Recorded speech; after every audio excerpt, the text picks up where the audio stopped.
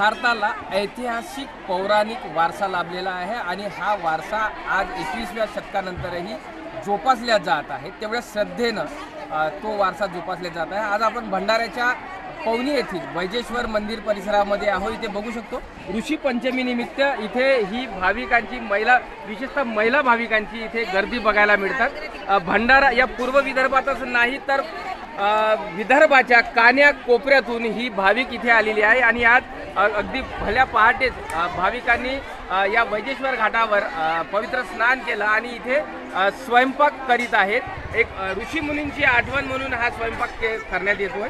आपल्यासोबत या वैजेश्वर मंदिर ट्रस्टचे सचिव आहेत, आपण त्यांच्याकडनं जाणून घेऊया। काय सांगाल नेमका हा ऋषी पंचमीचा सण त्योहार आजही पाळला जात आहे, आजही साजरा करण्यात येत आहे? मी श्री महादेव लिचडे वैजेश्वर देवस्थान सचिव। दरवर्षी या ठिकाणी दूर विदर्भातून भंडारा, गोंदिया, चंद्रपूर इत्यादी जिल्ह्यातून महिला भाविक या ठिकाणी ऋषी पंचमी निमित्त येत असतात। नदीवर पवित्र स्नान करून सप्तऋषीची पूजा करून आपल्या जीवनामध्ये ज्या काही चुका झालेल्या असतील त्या चुका माफ करण्यासाठी म्हणून या ठिकाणी ऋषी मुनीची पूजा करतात आणि देवधानचे तांदूळ आणि पंच प्रकारचे भाजीपाला मिळून स्वयंपाक करून या ठिकाणी जात असतात। आज नेमकं काय दिवसभर या मंदिरामध्ये कशाची रेंजल आहे, काय कुठले उपक्रम राबवणार आहे? मंदिरामध्ये या ठिकाणी बाजूला व्यवस्था करण्यात आलेली आहे। अनेक प्रकारचे पंडित बसलेले आहेत, ते महिलांना सप्तऋषीची कथा वगैरे सांगतात आणि समजून देतात। मंदिराच्या वतीने पुन्हा महाप्रसादाची वगैरे व्यवस्था केली जात आहे।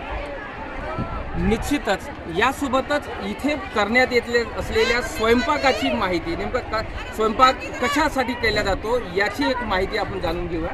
काय या नेमकं स्वयंपाकाचं विशेष महत्त्व आहे? काय तुमचं नाव आहे? तांदूळ आहे, माझं नाव उबाई सौमनीच्या मुनीश्वर पौर्णिलाच राहतो आणि इथं कसं देव तांदूळ असतात ना, देव तांदळाचं भात केलं जातं आणि जे घरच्या पालेभाज्या आहे त्यांचं भाजी वगैरे केली जाते। पपई म्हणा, पालेभाज्या घरच्या आणि लौकी, दोडका वगैरे सगळं चालतं। दुसरं काही शेतातलं चालत नाही, कारण बैलाने शिवलेलं ते चालत नाही। निश्चितच 21व्या शतकातही भंडाऱ्याच्या पवनीमध्ये ही परंपरा आजही जोपासल्या जात असल्याचं चित्र इथे आपल्याला बघायला मिळतं आहे। प्रशांत देसाई, एबीपी माझा, पवनी, वैजेश्वर घाट, भंडारा। एबीपी माझा, उघडा डोळे बघा नीट।